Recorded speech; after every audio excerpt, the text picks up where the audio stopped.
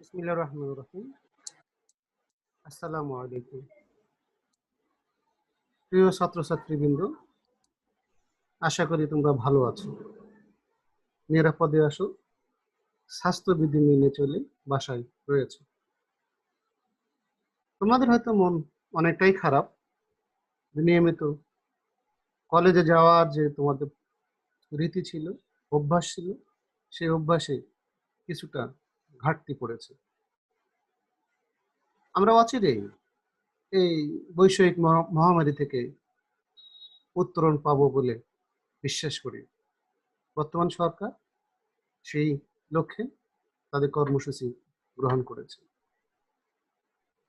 তোমাদের শ্রেণী কার্যক্রম বন্ধ থাকার ফলে তোমাদের যে ক্ষতি হচ্ছে সেটা তোমাদের নিজেদেরকেই পুষিয়ে নিতে হবে। তারপরেও জাতীয় বিশ্ববিদ্যালয় অনলাইন ক্লাসের মাধ্যমে তোমাদের এই ক্ষতি কিছুটা পুষিয়ে নেওয়ার ব্যবস্থা করেছে। সেজন্য জাতীয় বিশ্ববিদ্যালয়কে জানাই আন্তরিক অভিনন্দন ও ধন্যবাদ। ইসলামের ইতিহাস ও সংস্কৃতি বিভাগের তৃতীয় বর্ষের ছাত্রছাত্রীদেরকে আমার এই ক্লাসে জানাই অভিনন্দন ও শুভেচ্ছা। আজকে যে কোর্সটি নিয়ে আলোচনা করব সেই কোর্সটির কোড নাম্বার হলো 23-1601। কোর্সের শিরোনাম পারস্য ও মধ্য এশিয়ার মুসলমানদের ইতিহাস 13 থেকে 1800 শতক। আজকে লেকচার নাম্বার 5। লেকচারের শিরোনাম ইলখান বংশ। এই বংশের একজন বিখ্যাত শাসনকর্তা গাজান খান সম্পর্কে আলোচনা করব। যথারীতি আলোচনায় বা উপস্থাপনায় রয়েছে আমি ডক্টর মোহাম্মদ জিল্লুর রহমান, সহকারী অধ্যাপক, ইসলামের ইতিহাস ও সংস্কৃতি বিভাগ, নওগাঁ সরকারি কলেজ, নওগাঁ। পরিচিতি পর্ব, কৃতজ্ঞতা শেষে আমরা মূল আলোচনায় ফিরে যাই, যে আলোচনার শিরোনাম নির্ধারণ করেছি গাজান খান। আমরা যদি গাজান খানের পুরো শাসন ব্যবস্থা আলোচনা করি, যে জিনিসগুলো জানতে পারবো, যেটা আমাদের ছোট ছোট করে আলোচনা অংশগ্রহণ করবো, সেগুলো হলো গাজান খানের পরিচয় সম্পর্কে জানতে পারবো। গাজান খান ক্ষমতা অধিষ্ঠিত হওয়ার পরে যে সমস্যাগুলোর সম্মুখীন হয়েছিলেন সেই সমস্যাগুলো সম্পর্কে আমরা জানতে পারবো। গাজান খান তথা মঙ্গোলরা কিভাবে ইসলাম ধর্ম গ্রহণ করেছিলেন তার প্রেক্ষিত আমরা জানতে পারবো। গাজান খান তার শাসন ব্যবস্থায় যে সংস্কার কর্মসূচি গ্রহণ করেছিলেন, যে কারণে তিনি মহান হয়ে রয়েছেন মঙ্গলদের ইতিহাসে, সেই সংস্কার কর্মসূচি সম্পর্কে জানতে পারবো। গাজান খানের কৃতিত্ব সম্পর্কে আমরা এই আলোচনা থেকে ধারণা লাভ করতে পারব। বরাবরের ন্যায় একটি ভূমিকা দাঁড় করিয়েছি। ভূমিকাটি এরকম: গাজান খান 1295 সালে 24 বছর বয়সে পারস্যের ইলখানি সাম্রাজ্যের সিংহাসনে অধিষ্ঠিত হন। তার শাসনামল পারস্যের ইলখানি বংশের ইতিহাসে এক নতুন অধ্যায়ের সূচনা করে। তিনি ছিলেন হালাগু খানের প্রপুত্র ও অর্গুন খানের পুত্র। সিংহাসনে অধিষ্ঠিত হয়েই তিনি ইসলাম ধর্ম গ্রহণ করেন। আর ইসলাম ধর্ম গ্রহণ জগৎপথ মঙ্গল ও ইসলামের ইতিহাসে এক তাৎপর্যপূর্ণ ঘটনা। ঐতিহাসিক ইজি ব্রাউন সত্যিই বলেছেন যে হালাগু খানের প্রপুত্র গাজান খানের সিংহাসন লাভের ফলে মঙ্গল পৌত্তলিকতার উপর ইসলামের নিশ্চিত বিজয় ঘটে এবং ইহা পারস্যের স্বাধীনতা পুনর্গঠনে শুভ সূচনা করে। গাজান খানের পরবর্তী ইলখান বংশের সকল নরপতি ইসলাম ধর্মাবলম্বী ছিলেন। গাজান খান পিকিং কেন্দ্রিক মঙ্গল সাম্রাজ্যের মহান খানের কর্তৃত্ব সম্পূর্ণরূপে অস্বীকার করেন এবং ইলখান উপাধির পরিবর্তে কেবল খান শব্দের প্রচলন করেন। পারস্যের রাজধানী তাবরিজের সাথে পিকিং এর রাষ্ট্রদূত পর্যায়ের সম্পর্কের অবসান ঘটে। এছাড়া তার মুদ্রা হতে তিনি মহান খানের নাম তুলে দেন এবং এর পরিবর্তে পবিত্র আল্লাহ ও তার রাসূলের নাম স্থান লাভ করে। গাজান খান দায়িত্ব গ্রহণের পূর্বে ইলখান সাম্রাজ্য বা ইলখান বংশের অবস্থা কিরূপ ছিল, কিভাবে ধারাবাহিকভাবে তিনি ক্ষমতায় আসলেন, তার পূর্ববর্তীদের অবস্থা কেমন ছিল সেটা সম্পর্কে একটা সংক্ষিপ্ত ধারণা দেওয়ার চেষ্টা করছি। 1265 সালে হালাকু খান মৃত্যুবরণ করলে তার জ্যেষ্ঠ পুত্র আবাগা খান পারস্যের ইলখানি সিংহাসনে আরোহণ করেন। ঐতিহাসিকগণ তাকে সাহসী ও বিচক্ষণ নরপতি বলে বর্ণনা করেছেন। তিনি ক্ষমতায় অধিষ্ঠিত হয়ে আভ্যন্তরীণ শান্তি ও শৃঙ্খলা প্রতিষ্ঠায় আত্মনিয়োগ করেন। তিনি সাম্রাজ্যের রাজধানী মারাগা হতে তাবরিজে স্থানান্তর করেন। 1271 সালে গুপ্তঘাতক সম্প্রদায়ের সর্বশেষ ঘাঁটি গিরকু আবাগা খানের নিকট আত্মসমর্পণ করেন।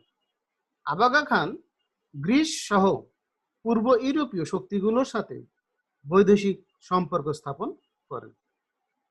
সীমান্ত বিরোধ নিয়ে মিশরের মামলুক সুলতান বাইবাসের সাথে 1277 সালে মামলুক বাহিনীর সংঘর্ষ হয় এবং এতে আবাগা খান পরাজিত হন। পরের বছর সিরিয়া আক্রমণ করেও পরাজিত হলে ব্যর্থতার গ্লানি নিয়ে 1282 সালে আবাগা খান মৃত্যুমুখে পতিত হন। আবাগা খানের মৃত্যুর পর তার পুত্র তাগুদার সিংহাসনে অধিষ্ঠিত হন।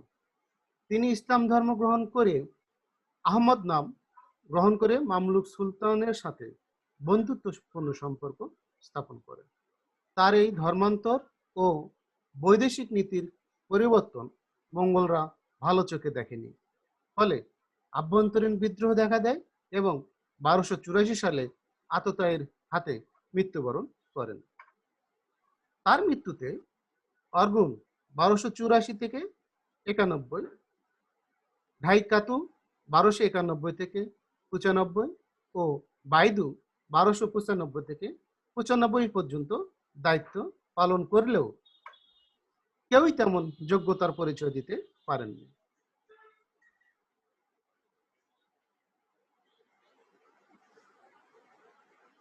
এরূপ অবস্থায় গাজান খান ক্ষমতায় অধিষ্ঠিত হয়েছিলেন। গাজান খান মঙ্গলদের খ্রিস্টান ঘেঁষান জড়বাদী নীতি পরিত্যাগ করে ইসলাম ধর্ম গ্রহণ করেন। পূর্বেই উল্লেখ করেছি, তাগুদার খান সিংহাসনে অধিষ্ঠিত হয়ে ইসলাম ধর্ম গ্রহণ করলেও মঙ্গলরা তা ভালো চোখে দেখেনি। ফলে তার ধর্মান্তরের কারণে আভ্যন্তরীণ বিদ্রোহ দেখা দেয় এবং 1284 সালে আততায়ীর হাতে মৃত্যুবরণ করেন। গাজান খান তার পূর্ববর্তী শাসক বাইদু খানের সাথে সিংহাসনে মতবিরোধে জড়িয়ে পড়েন এবং তার মুসলমান প্রতিনিধি আমির নওরোজের সাথে চুক্তিবদ্ধ বা প্রতিজ্ঞাবদ্ধ হন যে বাইদু খানের সাথে সংঘর্ষে বিজয়ী হলে তিনি ইসলাম ধর্ম গ্রহণ করবেন। কথা মতো গাজান খান সিংহাসনে উপবিষ্ট হয়ে ইসলাম ধর্ম গ্রহণ করেন এবং পেকিং কেন্দ্রিক মঙ্গল সাম্রাজ্যের সাথে সকল ধরনের সম্পর্ক ছিন্ন করে নিজেই খান উপাধি গ্রহণ করেন। গাজান খান শেখ সদরউদ্দিন ইব্রাহিমের নিকট ইসলামের দীক্ষা নেন। তার সাথে অনেক মঙ্গল প্রধানও ইসলাম ধর্ম গ্রহণ করেন। ঐতিহাসিক পি সাইক্স তার ইসলাম ধর্ম গ্রহণ সম্পর্কে বলেছেন, তার সিংহাসনারোহণ প্রকৃতপক্ষে একটি নবযুগের সূচনা করে।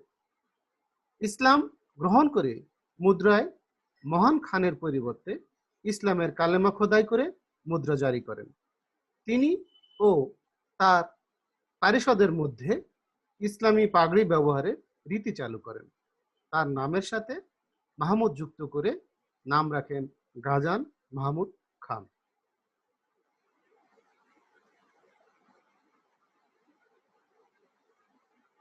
এবার আসি গাজান খানের প্রশাসন ব্যবস্থায় তিনি কি ব্যবস্থাগুলো গ্রহণ করেছিলেন বা কি ধরনের সমস্যার সম্মুখীন হয়েছিলেন এবং সেগুলো মোকাবিলা করতে সক্ষম হয়েছিলেন কি ব্যর্থ হয়েছিলেন। তার প্রশাসন ব্যবস্থায় প্রথম তিনি আভ্যন্তরীণ সমস্যায় পড়েছিলেন, সেই সমস্যাগুলো সমাধান করেন। তার অন্যতম কৃতিত্বমূলক কাজ প্রশাসনিক সংস্কার এবং শেষে চরিত্র ও কৃতিত্ব সম্পর্কে ধারণা। এ ছিল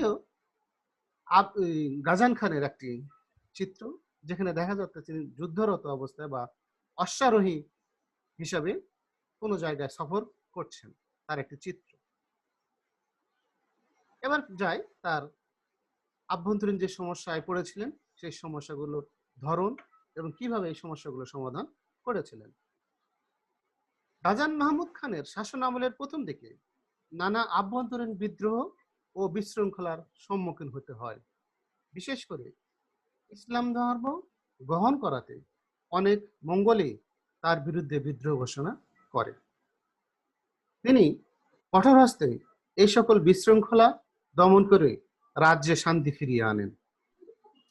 তুগাচার, নওরোজ, কুতুবি জাহান, জামাল উদ্দিনের ন্যায় কতিপয় মঙ্গোল নেতাকে হত্যা করে তার বিরুদ্ধে গড়ে ওঠা বিদ্রোহ ও বিশৃঙ্খলা দমন করতে সক্ষম হন। এই যে নওরোজ, এই নওরোজের পরামর্শে কিন্তু তিনি ইসলাম ধর্ম গ্রহণ করতে উদ্বুদ্ধ হয়েছিলেন। সেই নওরোজকে আর যখন সমস্যার সৃষ্টি করলেন, তাকেও তিনি মৃত্যুদণ্ড বা হত্যা করতে দ্বিধাবোধ করেন নাই। এটা ইতিহাসের চিরসত্য একটি নিয়ম। ঐতিহাসিক হাবিবুস শিয়ারের মতে কমপক্ষে 5 জন যুবরাজ ও 37 জন মঙ্গোল প্রধানকে তিনি হত্যা করেন।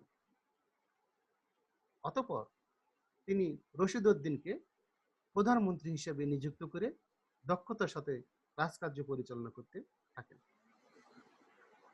আভ্যন্তরীণ শান্তি শৃঙ্খলা স্থাপনের পর তিনি রাজ্য বিজয়ের দিকে মনোনিবেশ করেন।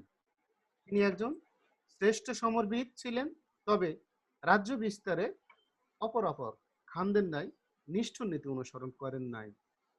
নিম্নে তার বিজয়াবয়ন সম্পর্কে ধারণা দেওয়ার চেষ্টা করা হলো। আমি এখানে বলে নিই, অনেক জায়গায় ব্রাণের ত্রুটি র ও হয়ে আছে, এই জিনিসগুলো তোমরা একটু খেয়াল করো। মিশরের মামলুক সন্তান নাসিরের সাথে যুদ্ধ গাজান খানের রাজত্বকালের একটি উল্লেখযোগ্য অধ্যায়। মিশরের মামলুকগণ প্রথম থেকেই পারস্যের ইলখানদের প্রবল প্রতিদ্বন্দ্বী ছিল। আইন জালুতের যুদ্ধে মঙ্গল বাহিনী মামলুকদের নিকট পরাজিত হয়েছিল। পরবর্তীতে আবাগা খান দুবার মিশর আক্রমণ করেও পরাজিত হন এবং এই পরাজয়ের গ্লানি নিয়েই তিনি মৃত্যুবরণ করেন। গাজান খান মামলুক সাম্রাজ্যের আভ্যন্তরীণ গোলযোগের সুযোগে 1299 সালে প্রায় 1 লক্ষ সৈন্য নিয়ে সিরিয়া আক্রমণ করেন। মিশরের অদূরবর্তী মাজমাউল মারুজের যুদ্ধে মামলুকদের পরাজিত করে সিরিয়ার রাজধানী দামেস্ক সহ এক বিরাট অঞ্চলের উপর গাজান খানের নিয়ন্ত্রণ প্রতিষ্ঠিত হয়। কিন্তু গাজান খানের এই বিজয় বেশি দিন স্থায়ী হয়নি। মাত্র 2 মাসের মধ্যেই মামলুকরা সিরিয়া সহ তাদের হারানো রাজ্য বা অঞ্চলগুলো পুনরুদ্ধার করতে সক্ষম হয়। এরূপ পরিস্থিতিতে গাজান খান পরপর 2 বার অভিযান পরিচালনা করলেও প্রতিকূল আবহাওয়ার জন্য তা ব্যর্থ হয়ে যায়। তথাপিও তিনি হতোদ্যম না হয়ে 3য়বারের মতো অভিযান পরিচালনা করলেও মার্জ উস সাফার সমর ক্ষেত্রে মামলুকদের হাতে চরমভাবে পর্যদস্ত হয়। গাজান খান এই পরাজয়ের প্রতিশোধ গ্রহণের জন্য ব্যাপক প্রস্তুতি গ্রহণ করতে শুরু করেন, কিন্তু হঠাৎ মৃত্যুমুখে পতিত হওয়ায় তার এই চেষ্টা আর বাস্তবায়ন করা সম্ভব হয়নি।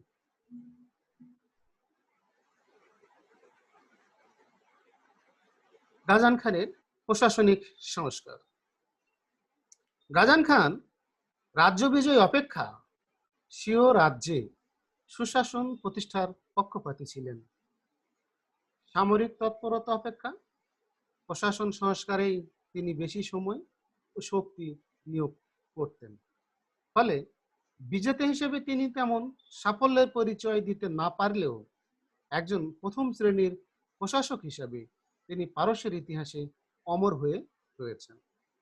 গাজান খানের পূর্বে রাজ্যের প্রকৃত শাসন ক্ষমতা আমির উমরাদের উপর ন্যস্ত থাকত এবং তারা নিজেদের খেয়াল খুশি মতো শাসন কার্য পরিচালনা করত। শাসকগণ রাজ্য বিজয়, শিকার ও নানা প্রকার আমোদ প্রমোদে ব্যস্ত হয়ে থাকে। ফলে শাসন ব্যবস্থায় এক শোচনীয় অবস্থার সৃষ্টি হয়। এরূপ পরিস্থিতিতে গাজান খান ক্ষমতায় অধিষ্ঠিত হয়ে এই সকল সমস্যার সমাধানের জন্য শাসন ব্যবস্থার সংস্কার করার লক্ষ্যে নানামুখী কর্মসূচি গ্রহণ করেন। এই কর্মসূচির মধ্যে প্রথম যে কাজটি করেছিলেন সেটা হলো এককেন্দ্রিক শাসন ব্যবস্থা। গাজান খানের শাসন আমলে মন্ত্রী ও আমিরদের প্রত্যক্ষ শাসনের পরিসমাপ্তি ঘটে। ইতিপূর্বের শাসকরা মন্ত্রী বা আমির উমরাদের উপর শাসনভার ন্যস্ত করে তারা বিজয় অভিযানে ব্যস্ত থাকতেন। মূলত শাসন কার্য পরিচালনা করত সেই আমির উমরা বা মন্ত্রীরা। তারা তাদের ব্যক্তির সাথে চরিতার্থ করতে ব্যস্ত ছিলেন। কিন্তু সেইখান থেকে গাজান খান এই মন্ত্রী এবং আমিরদের যে শাসন ছিল সে তার পরিসমাপ্তি ঘটালেন।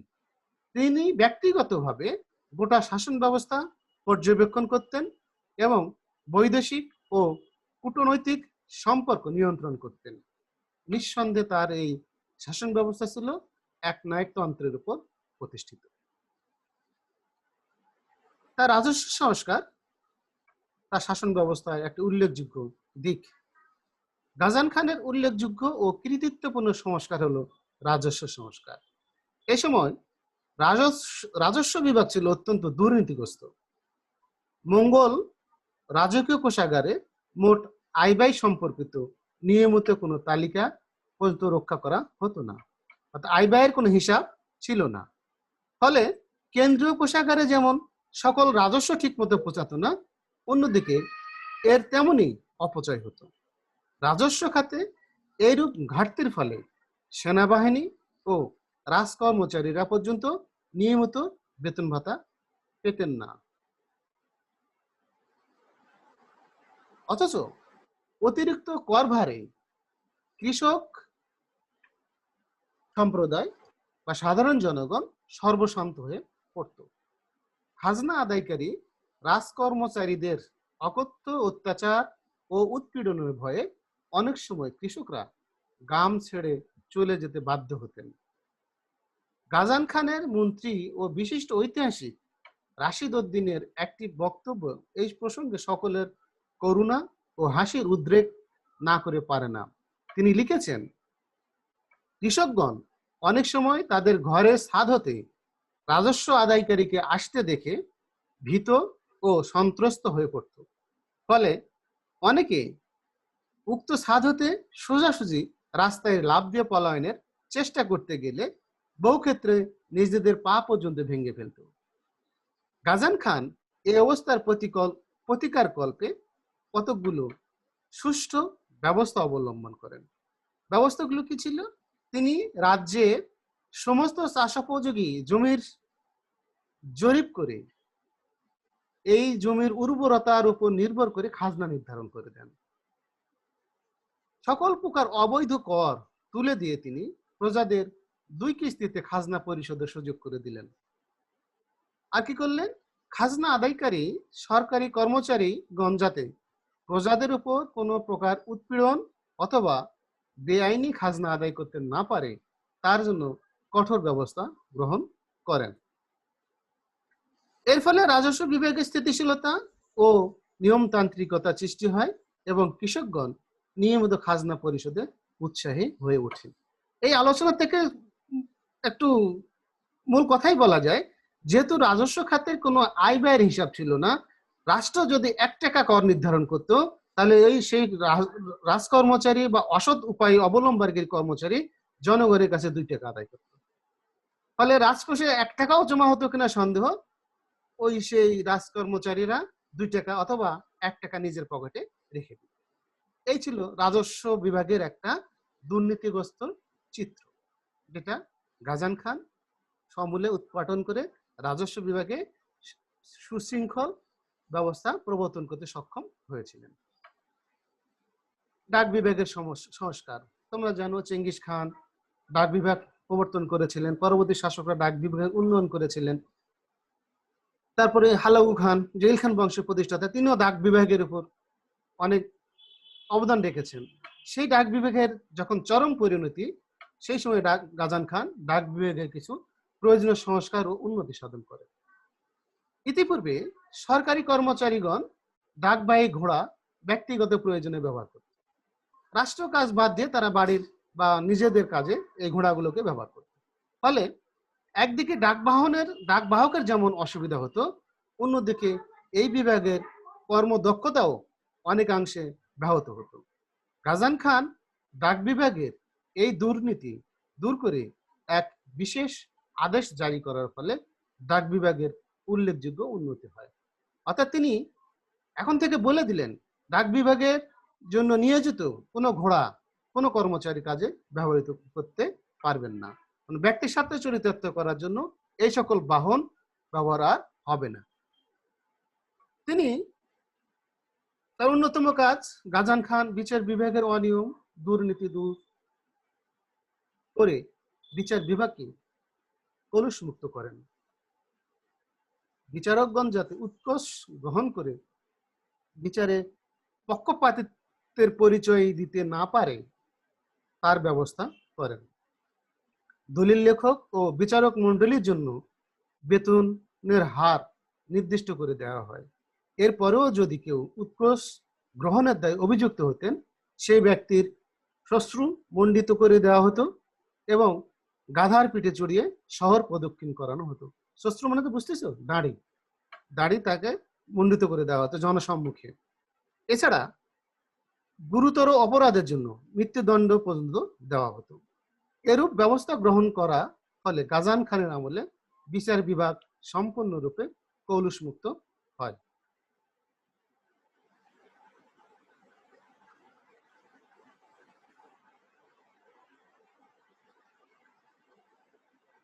কৃষি সংস্কার।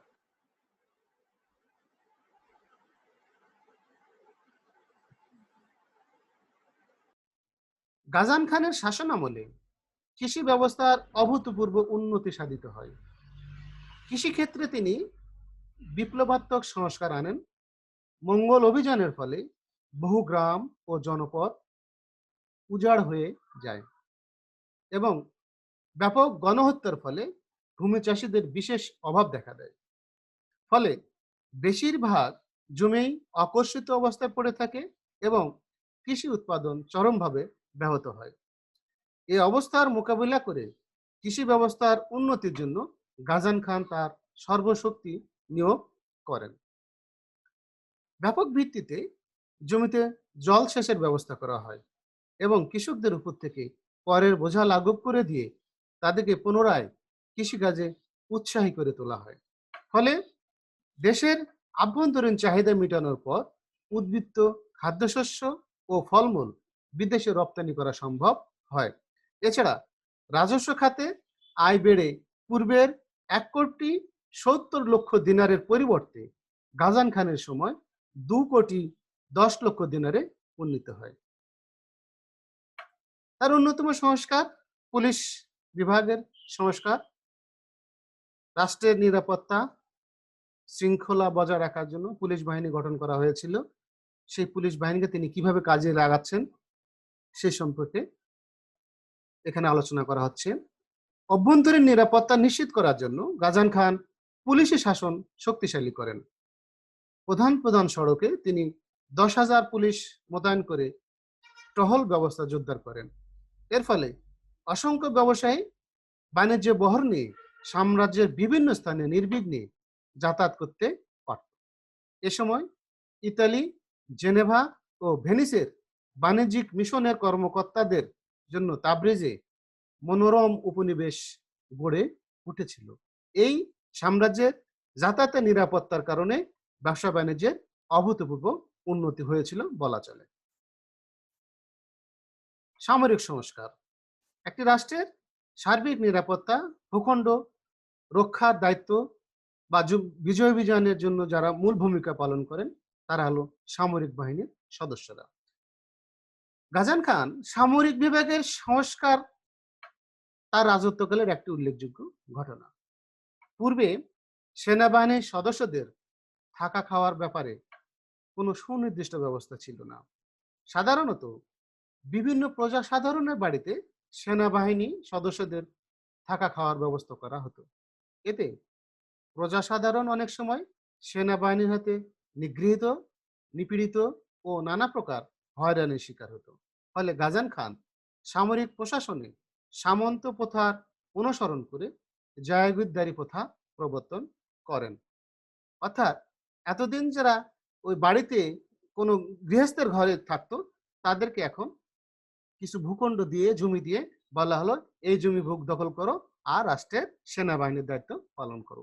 এটা যদিও জায়গিরদারি প্রথা, সামন্ত প্রথা, পরবর্তীতে দেখা আমরা দিল্লি সালতানাতেও দেখেছি এই প্রথা। অনেক শাসক এটাকে উৎসাহিত করেছে, আবার অনেক শাসক এটাকে বিলোপ করেছিলেন। এই শাসন ব্যবস্থা সাম্রাজ্যের স্থায়িত্বের পক্ষে ফলপ্রসূ না হলেও সেনাবাহিনীর মধ্যে তিনি শৃঙ্খলা আনয়ন করতে সক্ষম হয়েছিলেন। কারণ সেনাবাহিনীর সদস্যরা এই ভূখণ্ড লাভ করার ফলে তাদের আয়ও নির্দিষ্ট হয়ে গিয়েছিল, পরে তারা এতে সন্তুষ্ট ছিল। গাজান খানের অন্যতম সংস্কার মুদ্রা সংস্কার। গাজান খানের রাজত্বকালে মুদ্রা সংস্কার একটি উল্লেখযোগ্য ও গুরুত্বপূর্ণ ঘটনা। তিনি ইতিপূর্বের মঙ্গল মুদ্রার পরিবর্তে খাঁটি ইসলামী রৌপ্য মুদ্রা প্রচলন করেন। এই মুদ্রায় মঙ্গল খালের প্রতিকৃতি অঙ্কন প্রথা বাতিল করে আল্লাহ ও ইসলামের কালেমা উৎকীর্ণ করার ব্যবস্থা করেন। আমি সর্বশেষ স্লাইডে সেই মুদ্রাটি তোমাদের জন্য প্রদর্শন করব। এছাড়া তিনি ওজন ও পরিমাপের মান উন্নয়ন করেন এবং ইলখানি সন প্রবর্তন করে পারস্যের তথা ইসলামের ইতিহাসে স্মরণীয় হয়ে রয়েছেন। গাজান খানের কৃতিত্ব। 1295 সালে মাত্র 24 বছর বয়সে গাজান খান পারস্যের ইলখানি সিংহাসনে আরোহণ করেন। তিনি ছিলেন এ বংশের শ্রেষ্ঠ শাসক। আবাগা খানের মৃত্যুর পর দুর্বল উত্তরাধিকারীদের শাসনামলে ইলখানি সাম্রাজ্য এক কঠিন সংকটে নিপতিত হয়। এরূপ অবস্থায় গাজান খান ক্ষমতায় অধিষ্ঠিত হয়ে স্বীয় প্রতিভা ও সাংগঠনিক শক্তি বলে পারস্যে ইলখানি সাম্রাজ্যকে পুনরুজ্জীবিত করে তুলেন। ঐতিহাসিক হেনরি ওয়াট তার সম্পর্কে বলেন, গাজান খানের সিংহাসন আরোহণ এই সাম্রাজ্যের ইতিহাসে এক নবযুগের সূচনা করে। তিনি কেবল ইলখানি বংশের মধ্যে সর্বশ্রেষ্ঠ ছিলেন না, প্রচিত্রের ইতিহাসে তিনি ছিলেন এক অনন্য সাধারণ ব্যক্তি পুরুষ। তিনি মাত্র 9 বছর শাসন ক্ষমতায় অধিষ্ঠিত ছিলেন। এ সময়ের মধ্যে সকল আভ্যন্তরীণ সমস্যাগুলি কঠোর হস্তে দমন করে সাম্রাজ্যে শান্তি ফিরিয়ে আনতে সক্ষম হন। পাশাপাশি সাম্রাজ্য বিস্তারে কৃতিত্বেরও পরিচয় দেন। সাম্রাজ্য বিস্তারে তিনি কৃতিত্বের পরিচয় দিয়েছেন। 1299 সালে মামলুকদের বিরুদ্ধে মাজমা উল মুরুস যুদ্ধে যে সাফল্য দেখিয়েছিলেন সেটা তার একটি উৎকৃষ্ট উদাহরণ। গাজান খান রাজ্য বিজয় অপেক্ষা স্বীয় রাজ্যে সুশাসন প্রতিষ্ঠার পক্ষপাতী ছিলেন। বিজেতা হিসেবে গাজান খান ব্যর্থ হলেও প্রশাসক হিসেবে তিনি পারস্যের ইতিহাসে অমর হয়ে রয়েছেন। তার পূর্ববর্তী শাসকদের আমলে মন্ত্রী আমির উমরাদের যে দৌরত্ব ছিল তা খর্ব করে নিজ হাতে প্রশাসন ব্যবস্থা নিয়ন্ত্রণ গ্রহণ করেন। ফলে প্রশাসন ব্যবস্থায় প্রজা সাধারণের আস্থা ফিরে আসে। তিনি রাজস্ব ব্যবস্থায় শৃঙ্খলা ফিরিয়ে আনেন। রাজস্বের আয় ব্যয় লিপিবদ্ধ করার ব্যবস্থা করেছিলেন। রাজস্ব কর্মচারীর অত্যাচারে প্রজাসাধারণ যে অতিষ্ঠ ছিল সে সম্পর্কে তিনি সম্যক ধারণা লাভ করে কার্যকরী কিছু ব্যবস্থা গ্রহণ করেন। কৃষকদের উপর থেকে অযাচিত করের বোঝা লাঘব করে দেন এবং চাষোপযোগী জমির পরিমাপ ও এর উর্বরতার উপর নির্ভর করে কর নির্ধারণের ব্যবস্থা করেন। কর আদায়কারী কর্মচারী যেন কর আদায় করতে গিয়ে কোনো ধরনের বাড়াবাড়ি না করে সে বিষয়েও কর আদায়কারীকে সতর্ক করে দেন। তার কঠোর ব্যবস্থায় রাজস্ব খাতে স্থিতিশীলতা ও নিয়মতান্ত্রিকতার সৃষ্টি হয়। জলসেচের ব্যবস্থা ও কৃষকদের সুযোগ সুবিধা প্রদান করায় কৃষিক্ষেত্রেও অভূতপূর্ব সাফল্য লাভ করেন। এতে আভ্যন্তরীণ চাহিদা মিটিয়ে বহির্বিশ্বে খাদ্যশস্য রপ্তানি করা সম্ভব হয়েছিল, যার পুরো কৃতিত্ব এই গাজান খানের। তিনি ডাক বিভাগের অনিয়ম দূরীভূত করে শৃঙ্খলা আনয়ন করেন। বিচার বিভাগের বিচারকগণ যেন ঘুষ গ্রহণ করে বিচার ব্যবস্থায় পক্ষপাতিত্ব করতে না পারে, সেজন্য বিচারকদের বেতন ভাতা নির্ধারণ করে দেন। এরপরেও যদি কেউ অসৎ উপায় অবলম্বন করে তাহলে তার কঠোর শাস্তি, এমনকি মৃত্যুদণ্ডেরও ব্যবস্থা করেন। ফলে রাষ্ট্রে ন্যায় বিচার প্রতিষ্ঠিত হয় আর কঠোর শাস্তির বিধান প্রবর্তন করায় কেউ উৎকুচ বা ঘুষ গ্রহণ করার সাহস দেখায় নাই। গাজান খান ইসলামের একনিষ্ঠ সেবক ছিলেন। তার প্রচেষ্টায় মঙ্গোলদের মধ্যে ইসলাম দ্রুত প্রসার লাভ করে। কেবল গাজান খানের সাথে 1,00,000 মঙ্গোল অনুসারী ইসলাম ধর্ম গ্রহণ করেন। তিনি ইসলামের বহু বিধান কার্যক্ষেত্রে প্রয়োগ করেন। বস্তুত গাজান খানের আমলে ইসলাম রাজধর্মের মর্যাদা লাভ করে। 1297 সালে তিনি আনুষ্ঠানিকভাবে পাগড়ি ব্যবহার চালু করেন। ইলখানি মুদ্রায় আল্লাহ ও তার রাসূলের নাম স্থান লাভ করে। 1299 সালে তিনি বিশেষ এক আদেশ জারি করে সুদ গ্রহণ, মদ্যপান ও বেশ্যাবৃত্তি বন্ধ করে দেন। সুদ প্রথা বন্ধ করে দিলে ব্যবসা বাণিজ্যের ও রাজকোষাগারের ক্ষতি হতে পারে বলে কিছু উমরাহ বা শীর্ষস্থানীয় ব্যক্তি যুক্তি দেখানো হলে গাজান খানের উত্তরে বলেন তিনি অবৈধ উপায়ে টাকার আদান প্রদান বন্ধ করতে চান, যেহেতু ইহা আল্লাহ ও তার রাসূলের নির্দেশ বহির্ভূত, সুতরাং উহার পক্ষে কোনো যুক্তিই তিনি শুনতে প্রস্তুত নহেন।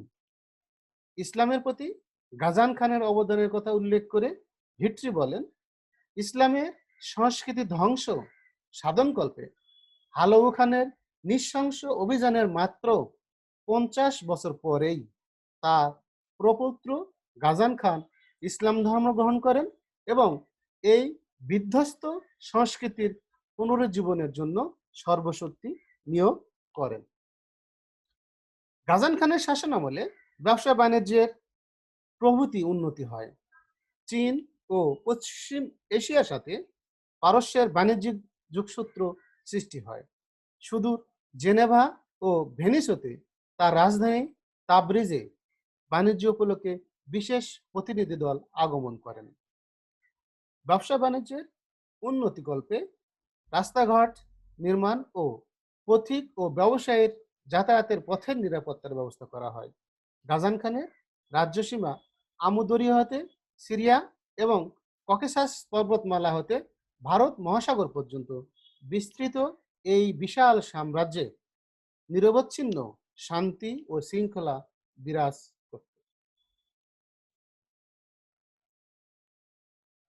গাজান খান বিজ্ঞান, সাহিত্য ও স্থাপত্য শিল্পের একজন মস্ত বড় পৃষ্ঠপোষক ছিলেন।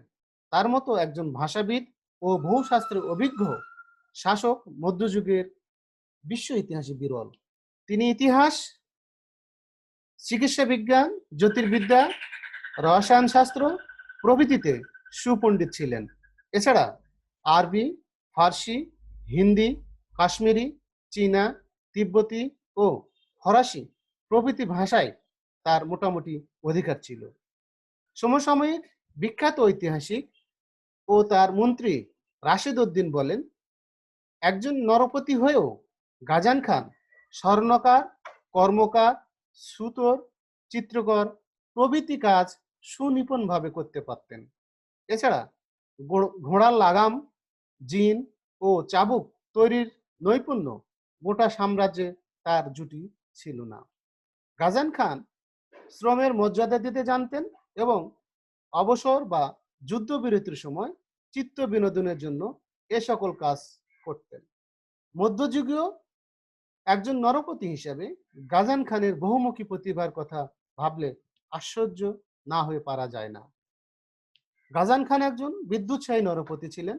রাজ্যের বিভিন্ন স্থানে তিনি বহু হাসপাতাল, গ্রন্থাগার, মানমন্দির ও শিক্ষা নিকেতন স্থাপন করেন। এই সকল প্রতিষ্ঠান পরিচালনার জন্য তিনি উপযুক্ত বেতন ভাতা দিয়ে সে যুগের শ্রেষ্ঠ অধ্যাপক ও বৈজ্ঞানিকদের নিযুক্ত করতেন। দেশ বিদেশে দেশ বিদেশ হতে বহু জ্ঞানীগুণী ব্যক্তি তার দরবারে আশ্রয় লাভ করতেন। গাজান খানের দরবারে উপস্থিত বিদেশি রাষ্ট্রদূতগণ ও পণ্ডিত সভাসদগণ তার অপূর্ব বাচনভঙ্গি, বিভিন্ন দেশের সমাজ ব্যবস্থা সম্পর্কে সম্যক জ্ঞান ও পাণ্ডিত্যপূর্ণ আলোচনা শ্রবণ করে বিস্ময়ে হতবাক হয়ে যেতেন। তার প্রধানমন্ত্রী রাশিদ উদ্দিন তার দরবারের গৌরব বর্ধন করেছিলেন। তার লিখিত জামিউত তাওয়ারিখ গ্রন্থটি সমসাময়িক মঙ্গল ইতিহাসের উপর রচিত একটি বিখ্যাত গ্রন্থ হিসাবে বিবেচিত। এছাড়া গাজান খানের আমলের অপর একজন বিখ্যাত ঐতিহাসিক ছিলেন আতা মালিক জুয়াইনি। তার রচিত বিখ্যাত গ্রন্থ তারিকি জাহান গুসা সার্বজনীন সমাদর লাভ করেছিল। আলোচনার শেষের দিকে এসেছি আমরা। পরিশেষে আমরা বলতে পারি গাজান খান অত্যন্ত খর্বকায় ও কুদর্শন ছিলেন। ঐতিহাসিক ইউলির মতে তার 2 লক্ষ মঙ্গল সৈন্যের মধ্যে যুবরাজের মতো অর্থাৎ গাজান খানের মতো খর্বকায়, কুশ্রী ও ক্ষুদ্র দেহধারী আর কেউ ছিল না। কিন্তু বহুমুখী প্রতিভার এমন অপরূপ সমাবেশ মধ্যযুগের আর কোনো নরপতির মধ্যে কদাচিৎ পরিলক্ষিত হয়। এ ব্যাপারে তাকে ভারতের মোহাম্মদ বিন তুগলকের সাথে তুলনা করা যেতে পারে। নিশ্চয়ই তোমাদের মনে আছে মোহাম্মদ বিন তুগলকের কর্মকাণ্ডের কথা। ব্যক্তিগত চরিত্রের দিকে হতে গাজান খান ছিলেন সম্পূর্ণরূপে পুলুষ মুক্ত। যে সকল অপরাধ অপরাপর মঙ্গল খানদের বেলায় অতি সাধারণ ব্যাপার ছিল, তা গাজান খানকে স্পর্শ করতে পারে নাই। তিনি ছিলেন প্রজাহিতৈষী একজন আদর্শ স্থানীয় শাসক। 1304 সালে মাত্র 33 বছর বয়সে গাজান খান মৃত্যুবরণ করেন। প্রজাসাধারণের নিকট তিনি এতই প্রিয় ছিলেন যে তার এই আকস্মিক ও অকাল মৃত্যুতে তারা গভীর শোকে মুহ্যমান হয়ে পড়েন। গাজান খানের রাজত্বকাল সংক্ষিপ্ত হলেও বিভিন্ন দিক বিচার করে তার শাসনামলকে পারস্যের মঙ্গল ইতিহাসের সর্বাপেক্ষা গৌরবোজ্জ্বল যুগ বলে আখ্যায়িত করা যায়। দেখা যাক এই প্রথম যে মানচিত্র, এই মানচিত্রে মঙ্গলদের যে আক্রমণের যে ধারা বা তাদের যে চলার যে পথ, এই যে দেখো এদিক দিয়ে আলেপ্পো হয়ে এই অঞ্চল দিয়ে তারা এসেছিলেন, এই পর্যন্ত এসেছিলেন। তারপরে